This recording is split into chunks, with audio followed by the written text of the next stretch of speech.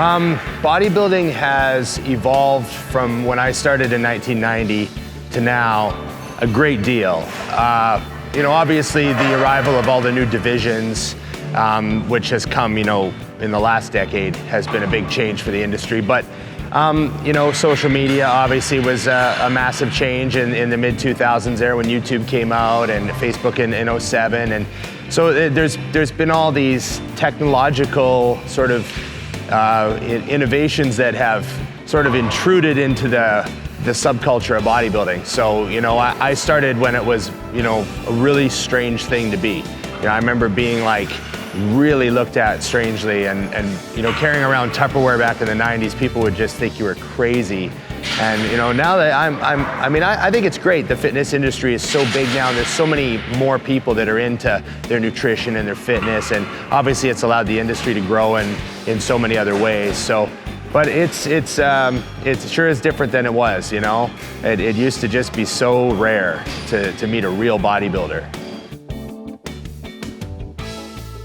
I never did cardio before I trained. I always thought that was, I always arrived to the gym ready to train. My mindset's on my training. Training's the important part, so that's where I put all my mental energy and physical energy. And then cardio was done post-workout. But I was always careful. I was getting ready for contests. I usually wouldn't do more than 30 minutes post-workout because there's, we have studies now that say that's actually can be a hindrance to, muscle growth and recovery. So, if I had an hour of cardio to do, I might do, 40 minutes of it separate and 20 minutes of it post-workout or something like that. But I don't think you should be doing cardio pre-workout. The only time I'll do any pre-workout is I'll ride the bike just to warm up my hips and my knees on leg day or on back day, but I don't really count it as cardio. Well, it's important to make mistakes because that's just the reality of life. You're going to make them, so you have to embrace them. You have to realize that it's a learning opportunity. It's a chance for you to get better. You're going to fail at things. You're going to try things, you're going to screw them up. And that's, the lessons you get from those, they're really opportunities for you to become great.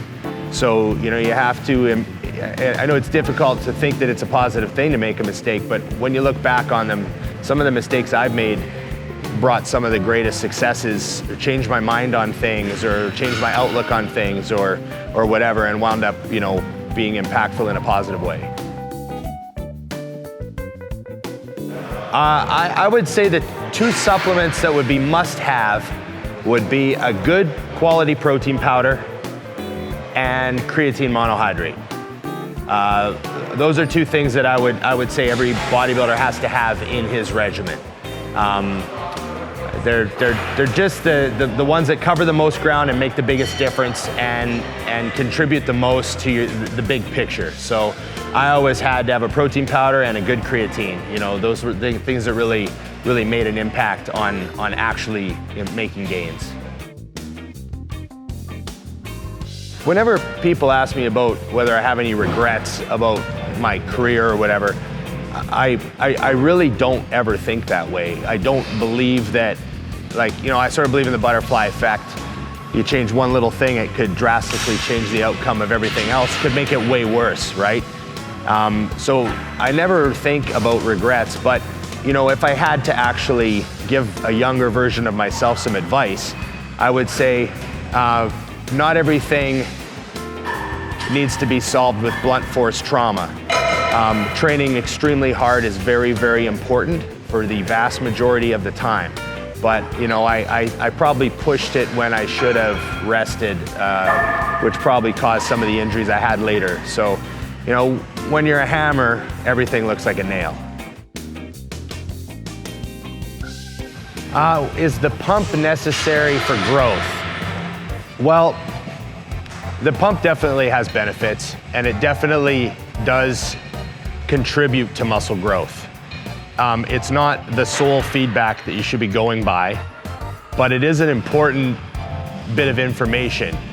If you're getting good pumps, you know that your hydration's probably good, your nutrition's probably fairly good, and you know that you're using the muscle that you're trying to use. You know, if you're doing a chest exercise and your triceps are blown up, but your chest isn't pumped, then you know there's a mechanics issue there, an execution problem. So it's feedback that is good information for you. If your pecs are pumped and your arms aren't pumped, then you know that you're using your chest. So it's feedback that's important. There's also a lot of signaling that goes on inside the muscle cell because of a pump and being swollen. And a lot of those have been linked to muscle growth. So it is part of it, but you shouldn't train for a pump. You know, you don't want to use light weights and just train for a pump. A pump should happen as a result of doing some really hard, intense work to the muscle. If you work out and you don't post it on social media, the main problem that's going to happen is that only you are going to know about it. And this can be a problem because I don't think your gains are going to be as good if you're the only one who knows about the workout. So I think it's probably important to post every single workout. I think that's why Dusty Hanshaw is so muscular, because he posts every single workout. So the meal timing issue when it comes to your pre-workout meal, you know, for me, it's personal preference, but you want to make sure you don't have a lot of food in your stomach. You have to remember that if you have a big meal in your stomach, there's a lot of blood that gets diverted to the digestive system, and then you might have a harder time getting a pump. And then, of course, if you're doing something like legs or back, you might, you know, the pressure on your gut with a lot of food in there, very uncomfortable. So I usually take at least an hour from the time I finish my meal to the time I start warming up, usually about 90 minutes. On leg day, I'll even go 2 hours. I'll eat a nice big, you know, high carb meal about 2 hours out, and then I'll let my stomach and my system totally empty out for legs. Is ILS real? Well, listen, these guys, they're desperate to look bigger. They're really hungry for progress, which is, you know, I understand that, it's a good thing. But, you know, they just have to wait until the time has passed where they actually fill the lats out to that degree. It looks pretty silly when, you know, they're carrying the fake suitcases and stuff. So ILS is real, and it affects people that, you know, we know and care about. And, you know, we should do our best to, you know, try to help them. But, good. We're good? How many, are we all done the questions? Yep. Is there any more? No. Okay. Thanks.